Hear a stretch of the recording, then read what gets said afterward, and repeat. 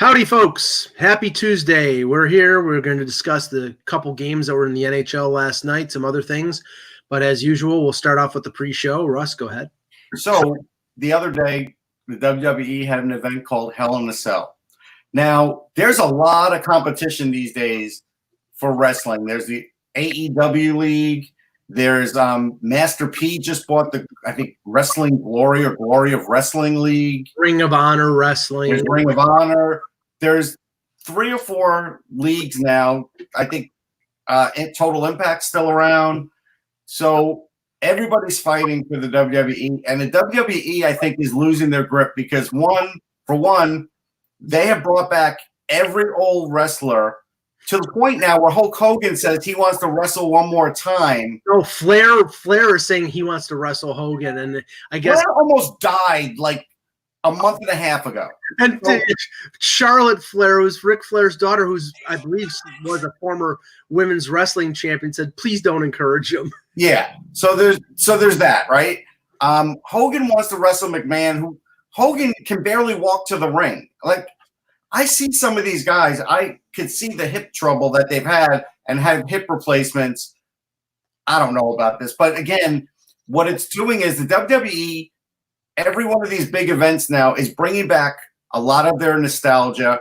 They lead off with the women's division, which is their hottest division, for better or worse. That's the way it is. And now in the final match of the Hell in a Cell, which is a big pay-per-view, they had a disqualification. Now, just think about this for a minute. Seth Rollins got called on a disqualification when you're in a cage. There are tables, there are ladders, there are chairs, and a sledgehammer. How do you get disqualified? Did he borrow it from Triple H? No, but the fact that Vince McMahon still runs these shows in the back, he's got the thing in his ear. He's telling the ref what to tell the wrestlers.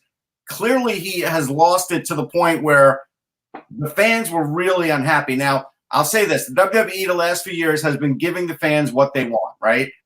They give them the old-timers. They give them some of the reactions that they want. They do a lot of times they cater to them, right? They got lustily booed after this. So this is going to be a big issue going forward, and I think – and they just started on Fox, so I think it's going to be a big problem. Well, first of all, it's I'll be impressed if Chris Benoit makes a comeback. Sorry, but the funny thing is that I saw this interaction match between Orton. And The Rock on Twitter. Oh, okay. Orton is trying to goad The Rock. I mean, okay, The Rock is done, and he's done for a reason. He's making $20 million a movie. Yeah. Insurance won't cover him. Right, exactly. So, and I don't remember the exact wording of the tweet going back, but it was something like, "I'm not going to risk my career so you can RKO me like you did the last time." Right. So I mean, he's got too much to risk. He did, but The Rock did lead off the Fox episode, which tells you all you need to know about the WWE was that for the ratings, they made sure The Rock was there, and they let one of their wrestlers basically run into him so he could do his move, knock the guy out, and him not really even break a sweat, right? Yeah. So that's all you need to know. It's like they are going to be in trouble in the next year with all these other leagues and losing ratings. That's my take. But again, I just laughed out loud when you had a disqualification in a cage. That's fantastic. Yeah, no, I've never heard that before. Oh, you never will again. Yeah, you know why? Because now they like professional sports leagues, they realize that matches that last way too long, that people tune out. So They don't want these endless. They don't want the Undertaker versus Mick Foley. They don't want like an hour-long thing where Foley jumps off the top of the cage and onto a table or something like that. Yeah. No, it's true. Yeah. So, all right. We'll get started here. Just the two of us today. Okay. Hello, Hockey World. Today is Tuesday, October 8th, 2019. I'm Russ Cohen from Sportsology. And I'm Michael Lagello, and this is the Hockey Buzzcast here on HockeyBuzz.com. We'll take a lot of your questions after we talk about the couple games that were in the NHL last night and some news. But let's start with the games. Focus on the one between the Sabres and Columbus, Russ. I know that in Buffalo there was a lot of enthusiasm regarding the Sabres 2-0 in the first two games under Ralph Kruger. They had opened up a can of whoop ass on the New Jersey Devils on Saturday, 7-2 win. They did not play a good game against Columbus. Now, granted, Columbus's back is against the wall very early. They didn't play very well in their first couple games. I thought they got schooled against Toronto. So it was a very important game for Tortorella. I think he probably worked his guys up into a lather. Oh, yeah. The Sabres were outshot 44-18. And the only bit of optimism I can take from that in terms of the Buffalo perspective is that's a game last year they would have lost 6-2 or 7-2. This game, they find a way to tie it late on a Victor Olofsson power play goal, a one-timer, and they get a point. But then in the overtime, Eichel, they put him out for a second shift after being out there for over a minute, about 25 seconds after the previous shift. So he put him out there, and Kruger owned this after the game, but I don't know whether it was Kruger's decision or Eichel just jumped back on the ice. But Eichel was muscled off the puck by Nick Foligno, who centered it to Texier, and he scored on the Ullmark to give the Blue Jackets a 4-3 overtime victory. Now, I don't think Columbus is a playoff team. I don't. No, I mean, you could look at them and see that they're not. You can. At least I can look at them and see that they're not. Do they have some good players? Sure. Every team in the league has good players. Do they have goaltending you feel confident in? No way in hell.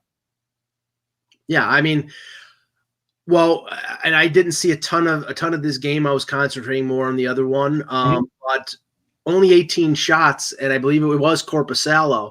Yeah, I believe it was. Yeah, I was watching it with the sound off a little bit. He didn't look strong against Toronto on Friday. I didn't think he did, and maybe he is just a number two goaltender. Maybe he's what I was thinking. He probably is. Now, if they go to Elvis, you're talking about a goaltender, who was what? He was in the Latvian league, then he was in the KHL. Yeah. I mean, we're not talking about very athletic, but he has no NHL experience. I mean, right. So I mean, save percentage. Sorry, is an 85%, 851. Terrible. Yeah. And he was under 900 last year, and that's why they used Bobrovsky so much. That being the case, and also, I mean, offensively, I mean, we know Duchesne's gone, Panarin's gone, Dzingle's gone. I mean, Cam Atkinson can just do so much, and he scored a couple goals. And he scored against Toronto. He scored a power play goal yesterday. I mean, I think they have some talent, but I don't think they have enough talent to stick in the race, especially in a tough division like the Metro. They don't. And Torts, in his infinite wisdom, put Milano in the first game on the fourth line where he got 7 minutes and 39 seconds. Again, what are you going to do with that? No, not much. And then, but he's not the only coach that does that. And we'll talk about Toronto and St. Louis in a minute. Now, somebody brought up a comment here about the Penguins in the chat, and I wanted to talk about that. Right. The report is that Malkin will be out at least a month. He's been it's definitely a knee. It's definitely a knee. We're all they said a soft tissue injury. I don't know. Yeah. I mean, it could be a high ankle sprain. It's one or the other. Right. It was a weird injury because he made contact with his own teammate, but I don't know if it was the fall or if it was the I shouldn't say definitely knee. It's one or the other, knee or high ankle sprain. Take your pick. So at least a month. Bukestad is out. They said week to week, and apparently what the move will be for Mike Sullivan is to move Galchenyuk to the middle, which for Galchenyuk has been. His bête noire has been his, something that he just, in Montreal, they moved him up the middle. He was terrible. In Arizona, they tried him for a little while. Then they realized he was better as a winger.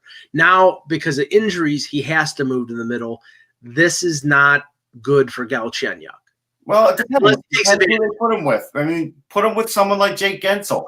Maybe then it'll be okay. You know, like you gotta put him with the right players, and it'll be interesting to see who they put him with. I'm not going to condemn the move because they're desperate, but do I think Galchenyuk in the middle is better than Derek Brassard? I do. So I'll give you that much. Yeah, I mean, yeah, they don't have much choice. So I mean, you can't really slam. I'm just saying, like last year, what would be the difference if I said Galchenyuk's playing center, or you could have Derek Brassard?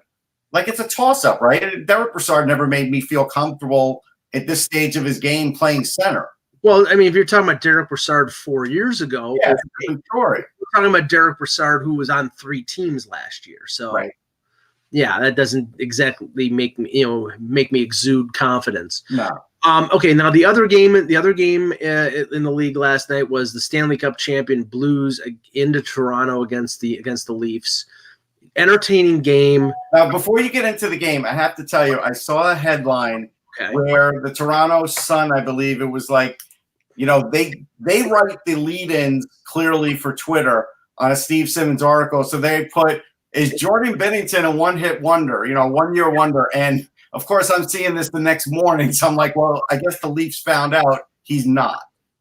Yeah, but I think that story was before the game. So it was before the game. But the idea is, it's like, well, there's why in the world, hold on, why in the world would you make that jump anyhow for that kind of headline? Because it's like, you know what? The guy won the Stanley Cup. Why don't you wait 5 or 10 games to see? To me, they lost some credibility with that kind of headline. I mean, just to come to the defense of Steve Simmons, and he doesn't need me to come to his defense, but because they're playing the Blues, and that is an open question. I mean, it's not an open question. I haven't heard anybody else phrase it or ask it or ponder it at all since he's won the cup. Now, if you want to say he's a guy that has no record whatsoever, like of being good, and he wins the cup, I'll grant it. Like if Martin Gerber would have won the cup, I'll grant it. But this guy's had a pretty good record of being a good goalie and just never having a chance. Well, you know what it is, Russ, and I heard, and we know the Binnington story. We followed it last. You've been somebody who's known about Binnington and talked about Binnington a couple years before he got called up and got the opportunity. The skepticism here is that the organization that he won a cup with didn't think much of him up until. That's true. Right. I mean, they pawned him off on Providence. He wasn't even the starter for their AHL team. He only got to the NHL because of Ville Husso was injured at the time. So, but you have to ask why. Why didn't they feel? Because it was Jake Allen. They were in love with Jake Allen. That's why they just overlooked him because they kept believing Jake Allen would come out of it. Right. That's why. And then Ville Husso had this meteoric rise where he looked good for a little while, and then they realized, okay, you know what? Ville Husso is not what we think he is. Right. And the let's just say the evaluation of goaltenders in the St. Louis Blues organization, and this is not tied to Doug Armstrong, but just overall over the last few years, this is the organization that drafted and developed Ben Bishop and then traded him before he really played many games for them. They traded him to Ottawa, and then Ottawa traded him to Tampa, and then Tampa traded him to LA, and then LA he went to Dallas. So he went all over the place. But they like Glenn Hall, Mike. They said he was pretty good at the game. That's a quote. That's a direct quote. No, it isn't. Jesus. But anyway, so the Blues visited the Hall of Fame today and gave them one of their rings, which was interesting. Did they visit that 1967 wing for the Leafs? I'm just gonna continue on here, Russ. You know, and actually, very small ring. Never seen the 67 ring. It's very small. Go ahead. Yeah, the building that the Hall of Fame is in wasn't even built in 1967.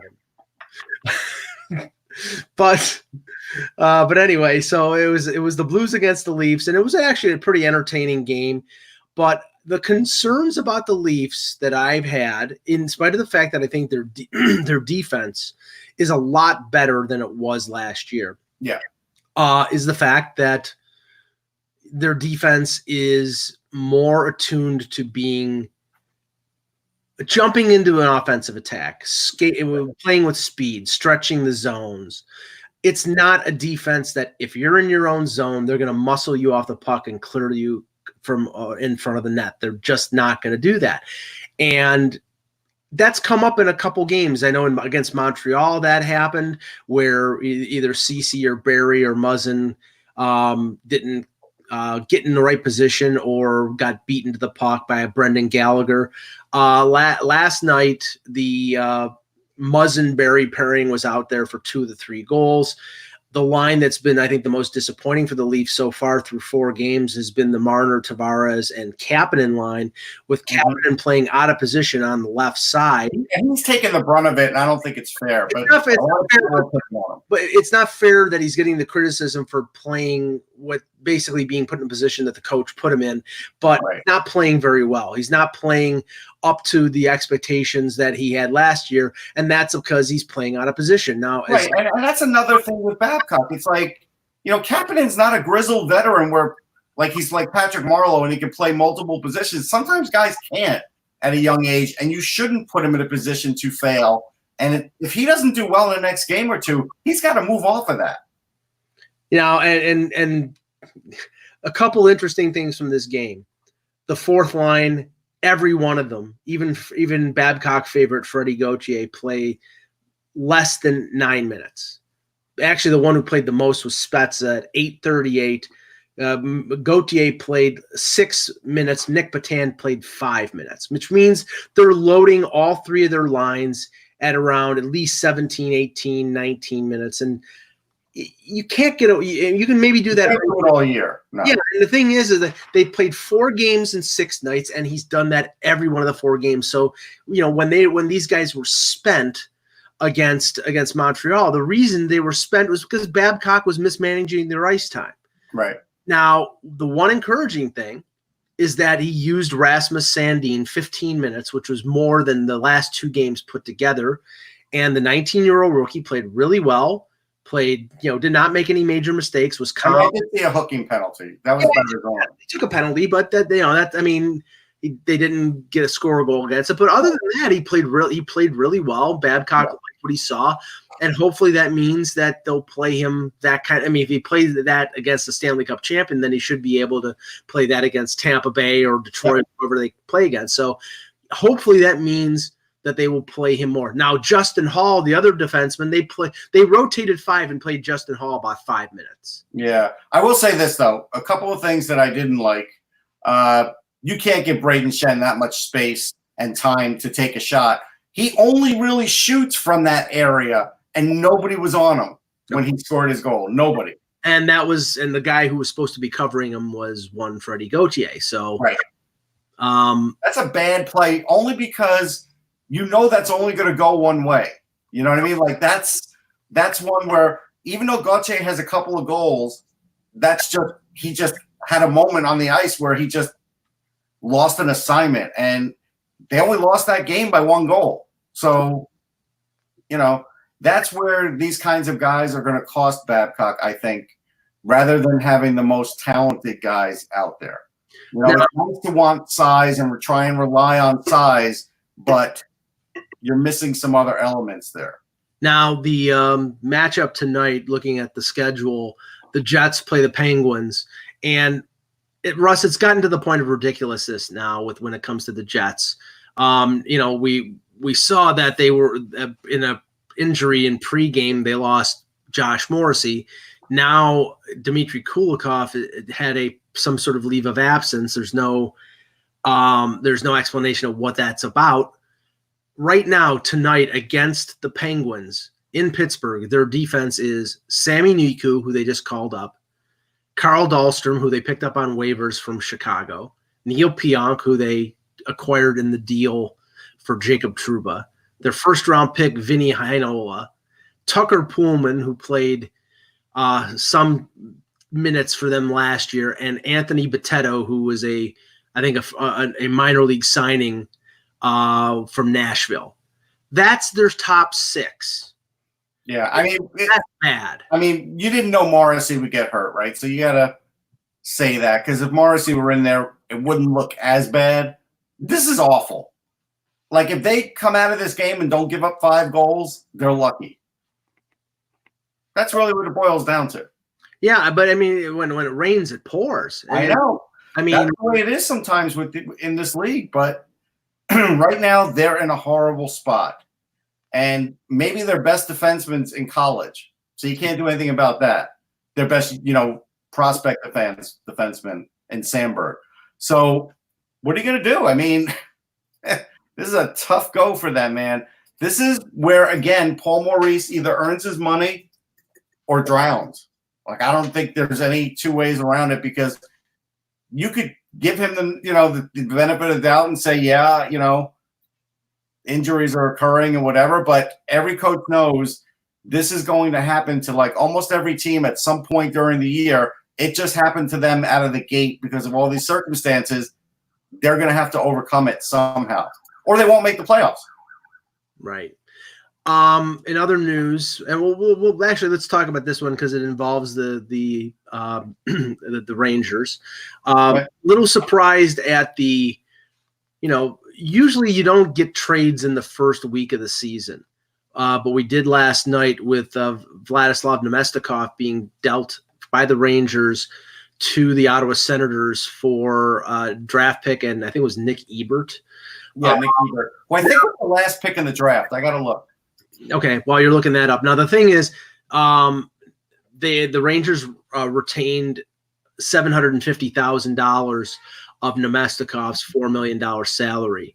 The way I read this, and just from the Ottawa perspective, they're going to probably rent Nemestikov instead of, calling up guys from Belleville and letting young guys. They sent Batherson down. I believe they sent Logan Brown down. They're playing a lot of their kids down in the AHL instead of, burning either burning a year of entry level or having them play for a team that's not going to win many games. Nemestikov, they can essentially bring him in, let him play. He'll probably play second line minutes, whereas on the Rangers, I think he was probably a fourth line guy. And then before the deadline, now with a reduced salary at $3.25, they can trade him for a draft pick. Yep. And get probably a higher draft pick than they traded in the deal. So if he has a decent season, he has to have a decent year for them.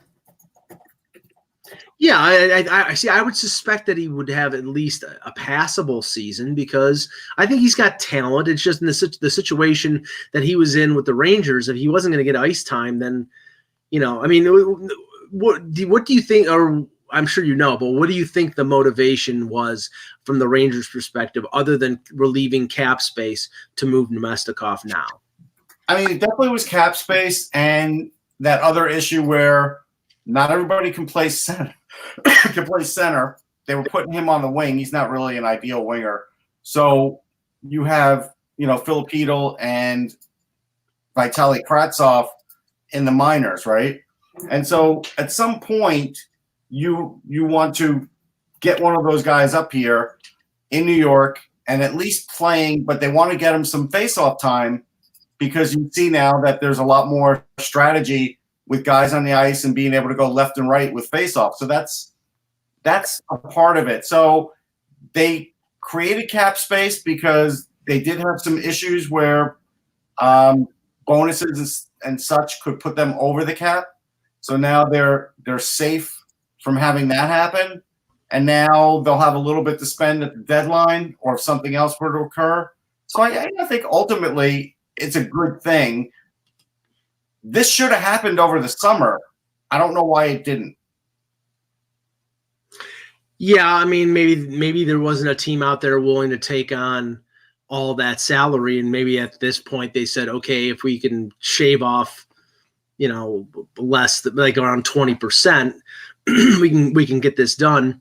Yeah, I do want to mention that. So Nick Ebert was the last pick in the draft. So the fact that he's even made it to the AHL and has had an AHL career is pretty good. Mr. Irrelevant, yeah. Yeah, he's not going to be an NHLer. I mean, could he play a game? Maybe. But this is still a really good run. He's a local Jersey kid. Like, I've heard about him in my area. So people follow him. And so that's good for him. Just think, I mean, what were the odds Kim Janssen, who was an 11th rounder when they had 11 rounds and was the last pick in the draft, number 286, to have the kind of career he had? Like, he was actually a pretty good defenseman for a while. He was really good. So it just shows you what a real crapshoot it is. But getting back to the Rangers, you were saying, I'm not sure what you were saying. Sorry. No, I was asking whether it was just cap space or whether. No, I did answer that. I think it was more stop up, or I think they're going to bring one of them up, but it's possible they may not for another game. Maybe they'll keep using Brendan Smith as a forward for another game or so and let them get a couple of games in Hartford. But I think ultimately the end game is to bring up one of those guys again. Yeah, and just to answer Funky Cold Zadina, no, Nick Ebert is not a relation to Roger Ebert. No. I definitely think that he probably liked Teenage Mutant Ninja Turtles, but I know that Roger Ebert didn't. I mean, if Funky Cold Zadina knew anything, he would know Roger Ebert's not from New Jersey. Yeah, we move on. We'll look past that. The other interesting news, and Pierre LeBrun just tweeted this out about an hour ago. Now, I don't know what injuries he's referring to when it comes to the Sharks, because they only have a couple guys on IR, officially on IR, like Dalton Prout.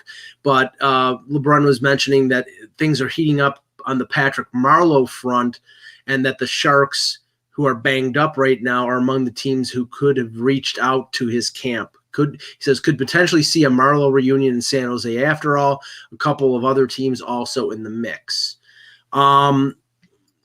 I see that the thing is, I would think that beggars can't be choosers when it comes to Marleau, and if there's a chance that NHL team is interested, he can't be this guy who says, I want to keep my consecutive game streak going. I agree. And the other demands of being top 6 and everything else, I did talk about that on SiriusXM this morning. I don't know if he has those demands, Russ, because he wasn't top 6 with the Leafs last year. He was third line. Well, power play, right? He wanted to be on the power play. And he was on the second. He was on the second power play. That was fun. But yeah, I could magically walk in and play tomorrow. So even if the San Jose Sharks want him, Patrick Marleau's not in game shape. Do you remember Claude Lemieux when he tried his comeback? He at least went to the AHL and played some games. Patrick Marleau has to go to the AHL and play some games. If he doesn't, he's not going to be effective in his comeback. Is this the comeback when Lemieux was with San Jose? Yes, I believe it was. Yeah, and even though he wasn't the. I think I covered him for a game at the Spectrum. I think he actually played an AHL game there. Yeah, I mean, even though he wasn't the same player, he was still effective as a fourth line role guy at that point. So well, you could do that in those days. See, that's my other thing here. Nowadays, because of speed, and Marleau does have speed, but also you have to be able to do other things, and Marleau doesn't do much else. You are very limited now as to what you could do with Patrick Marleau in a lineup. This is not the same Patrick Marleau anymore, and I don't mean any disrespect. When you get to a certain age in this league, coaches look at you and say, well, this is what I'm paying for. I'm close to the cap. What can you actually do for me? Yeah, just so you know, Lemieux played 23 games in the AHL, and he had never played in the AHL before. He played 23 games. If you think about it, Marleau would probably have to play 10 games in the AHL if you really want to be in condition for the NHL. And I would think that if he does do that, then the consecutive streak would be over with. So, I don't perceive that he would just walk into the NHL right away. Right. I don't know how that works, whether if he's in another league, whether that means that his streak is over with, or whether it means when he's called up, he plays. I don't think it means it's over with if he plays in the AHL. I don't. Right. So then maybe he would actually do that because the Sharks AHL team is in San Jose, the Barracudas. So right. He wouldn't have to go anywhere. It'd be right there. Okay, some news and notes here. Alex Pietrangelo obviously played in Toronto last night. You noticed them? Yes, I did. His agent is based in Toronto. Apparently, Doug Armstrong, the Blues general manager, and his agent, I think it's Don Meehan. I think it is. Yeah, they chatted. There's no indication of what was said, but again, the indications are with the Falk deal being signed, the Braden Shen being signed, that they're trying to sort of get Pietrangelo to take not a hometown discount, but not what he probably should get, which is in the same range as PK Subban or maybe a little less than Drew Doughty, but to take, I think X said something in the neighborhood of Oliver Ekman-Larsson, which was around $8 million a year. Russ, I don't see Pietrangelo taking less. So no, I don't either. I think this could be, they guaranteed themselves somebody on the right side with Falk by trading and signing him, and they got him at around, I think, 6.5. And if Pietrangelo doesn't want to take the money, then he goes test the market, and they're at least covered that the fact that they have somebody to take his place if he leaves. Yeah, no question. They are covered, but they still would rather have him. I still think there's a chance that they can figure this out. End of the day, if they come to some sort of agreement that, hey, you know what? Sign with us late. Like really, just sign with us over the summer. We're going to sign you. We just have to, figure things out. I don't know what Bouwmeester's salary situation is. 3.25, I think. For one more year? Yeah, he's done after this year. Right. So that drops off. Just wait us out, man. And I think they can work it out. I do. So I'm not overly concerned about this yet.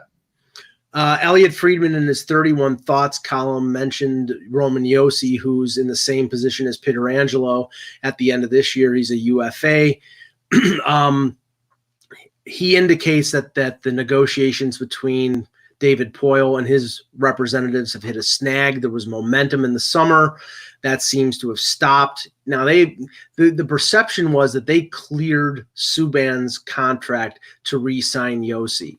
But I'm thinking they were thinking that Josi was going to come in for a little less, like everybody else has. Like everybody else has. And Josi, remember, this guy was underpaid for, 4 years? I think he's making. Yeah, if you remember, I told you I did not think he would come in for less.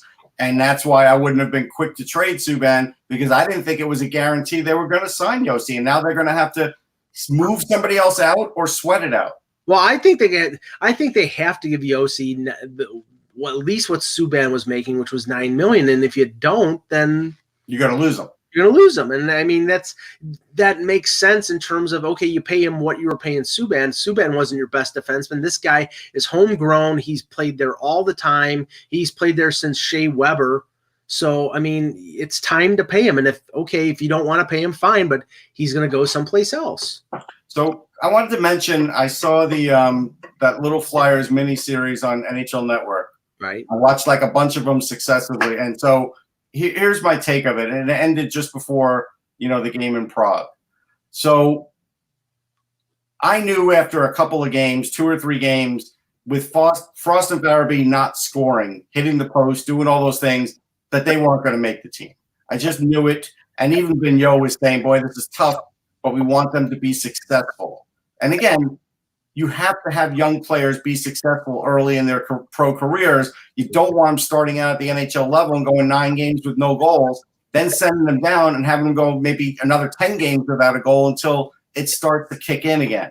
You don't want that, right? So the Flyers did the right thing with that. The one curious thing, and there were 2 things. One thing they did show in the locker room before, and they were showing some locker room stuff. Look, is it heavily edited? Of course. But they did show where Vigneault said, hey, come on, let's score some dirty goals. And that's a big reason. Now, Carson Twarynski has played great this whole preseason and first game too. But he's also a bigger guy who's got a little speed. Connor Bunneman is also a bigger guy who busts the crease.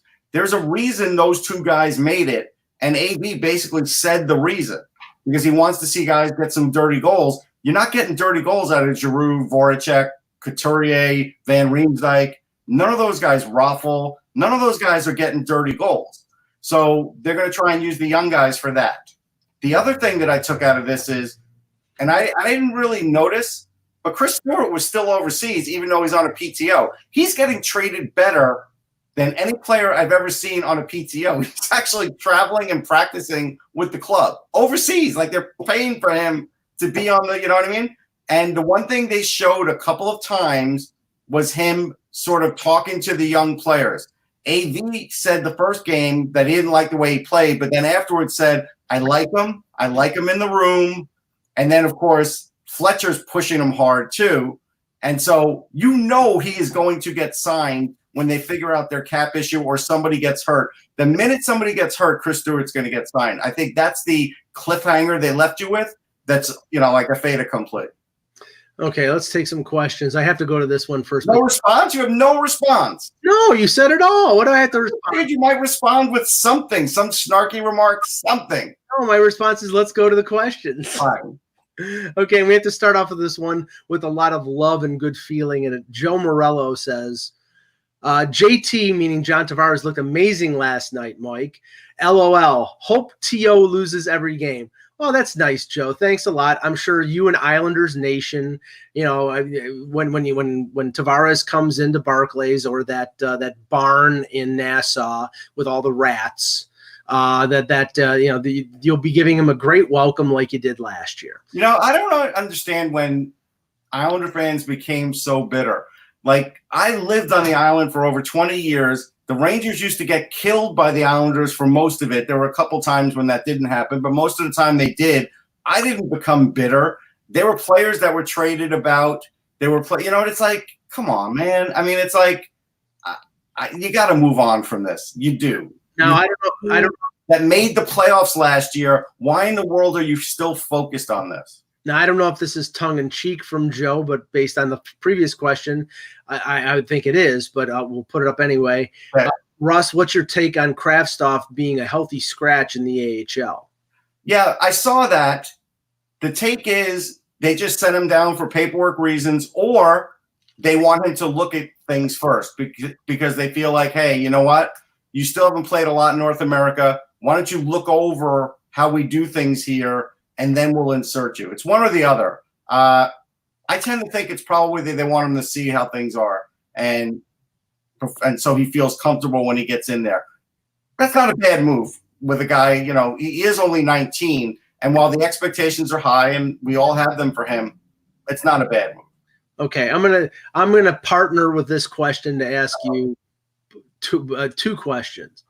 Alexander, New South Wales, asks, do you think the Bills can go 14-2, Mike? I'm going to ask this to you, Russ. Do you think the Jets can go 2-14, Russ? Yeah, I think the Jets will still get 3 or 4 wins. I do. I think they'll get like 5 or 6, actually. Yeah, I don't know if they'll get 5 or 6. Preseason, I picked 4. I know the Bills aren't going 14-2, but they're much improved. I mean, they are. They're going to give a lot of teams a hard time. I told you from the very get-go, I like Josh Allen. There's nothing that I've seen. Actually, some people who are pointing out that he's performing better than any quarterback from his class right now is true. Whether that continues, I don't know. I'd say Lamar Jackson is because he's having a – Yeah, Jackson's probably a little better. Yeah. But he's done really well. I mean, Baker Mayfield actually just needs to keep his mouth shut so he's not such a lightning rod because the Browns were probably way too overhyped by the media, not by the fans. Fans that I know of the Browns weren't expecting what they were expecting in the media. So I fall back on, you know what? I like the Odell Beckham gif where the ball hits him in the head in the end zone. I think that's perfect right now. Well, I honestly, and we'll get back to hockey here in a second, but I just have to say, in watching so many things last night, including the Leafs game, the Sabres game, the Yankees game, the Cleveland-San Francisco game was way low down on my totem pole of sports to watch, but I did turn it on to see in a 28-3 game, Odell Beckham Jr. being the punt returner. The coach of the Browns should be fired on the spot if you have your best receiver out there catching punts down 25 points in the third quarter. But there is another flip side to this. When things were going really bad for the Jets on Sunday, Le'Veon Bell was like, look, we got to start some offense. I'm going to return a kick. I mean, sometimes a player wants to do something in hopes of making a play. Yeah, but it's up. It's up to the coach to weigh risk and reward. I know. And say, I appreciate it. We don't want to. I've heard good things about Le'Veon Bell in terms of him with the Jets. He's not throwing people under the bus. No. He's being a good soldier when in a situation where that team has really been, bad. I think they'll be better with Darnold back. I mean, they certainly will be improved. Now, let's see here. Oh, here's another question from Alexander. We'll just non-hockey, but you can answer this quickly. Is Geno's Philly steak overrated, Russ? Yes. Okay. I think Tony Luke's is better. I don't like the extra grease that Geno's has. I think the bread is better at Tony Luke's. That's my pick. Okay. Esmir asks, any concerns about Jack Hughes in the first 2 games? Nope. I said there could be a transition. I mean, it doesn't shock anybody. He's playing with Gusev, who's never played in the NHL, and Bratt, who's a good veteran. Give it a little time. This game against the Flyers could spark something in them because that's going to be a big-time rivalry. But give them a little time. Not everybody starts off like Olofsson where they get all these goals and everybody says, look, Calder guy. It's like, I've lived through enough of this. You know, Alex Tessier, I heard his name. Hey, maybe he's a Calder guy. Let it settle in a little. Yeah. Mark, either Eliash or Elias asked. I'll go Elias. I go Elias. I'm assuming he's asking, do you think Montreal will make the playoffs? I don't.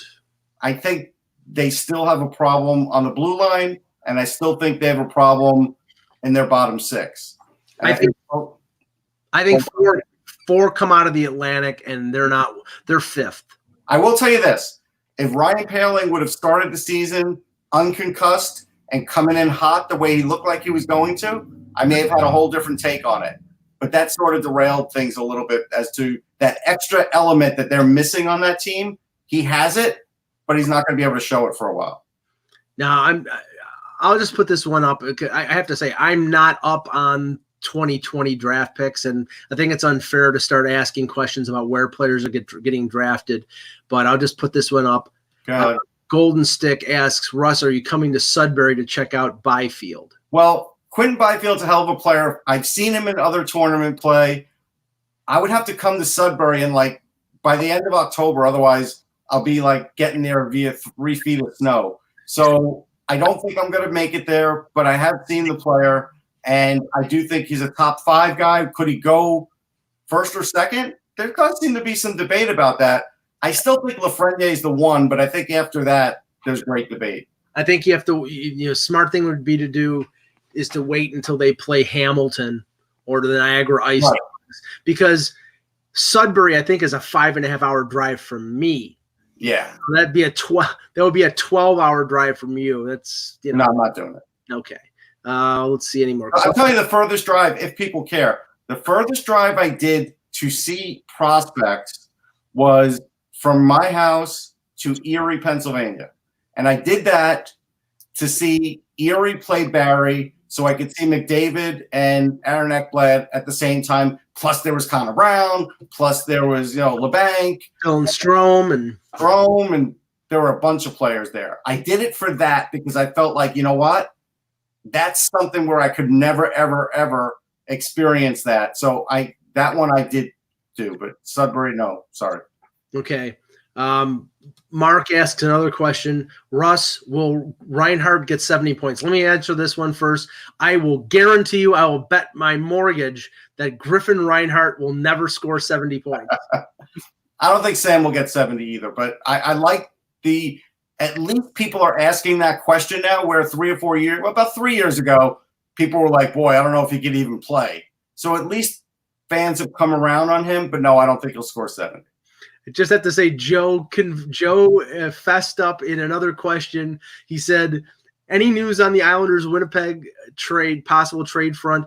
Islanders have depth at D. Sorry, guys, I'm a diehard Islanders fan, so you've revealed yourself. You have, Joe, and file against Tavares. Look, there's a lot of Islander fans that feel that way. I think they should move on. Just move on, man. Okay. Any more questions? One more scan here. Okay, well, I'll ask this, and this will be the last one here. Hey. Terry's GG&G. If this hasn't been addressed yet, does the Leafs fourth line, or is the Leafs fourth line locked in with the three that played last night? No, because I don't think Babcock would. I think he's going to continue this for another couple games. The only one that I think is etched in stone on that fourth line is the GOAT. Gauthier will be as part of that unit. You got to remember, Zach Hyman is coming back, so somebody who's in the top three will be top three lines will be moving down to the fourth line. More than likely, it'll be a guy like Trevor Moore who can play left or right. So that means like Nick Shore is probably done at that point, right? Yeah, Nick Shore, please. I mean, after I said last night after seeing Spezza bat the puck twice out of midair to knock it in front for a goal by Gauthier, I'm sure Nick Shore could do that. Now, it's nothing against Nick Shore. No, I mean it's preposterous to think that when you have a choice between those two guys, you might choose Nick Shore. That's why I'm laughing. And Nick Shore's a decent NHL player. He is. The fourth line. Okay, I'll give you what the fourth line should be when Hyman comes back is more Spezza and Gauthier. What? Then you have a chance of getting some points on that line too. Yeah, but see, that's the thing. Babcock doesn't want that. He doesn't want points. He wants them to suck up ice time and not hurt. And the problem is, you saw a team last night in St. Louis whose fourth line was a difference maker. Sundqvist, I know Sammy Blais played. Who the heck was? Barbashev on. So that's a fourth. I will tell you. You know I love Barbashev. Him and Sundqvist. Luch don't have that dimension on their fourth line. They just don't. They don't have that dimension on their team. They don't have guys who I think play the heavy hockey that Babcock wants, and that's the philosophical divide between Babcock and Dubas. Dubas wants an all-skill team. Babcock wants a team that can play heavy or at least neutralize heavy teams with their speed. I just don't know whether that's going to happen, but we'll see how it evolves in 82 games. All right, good show. We will be back tomorrow with another edition of the Hockey Buzzcast. For Russ Cohen, I'm Michael Agello. Thanks for watching, and remember, without the buzz, it's just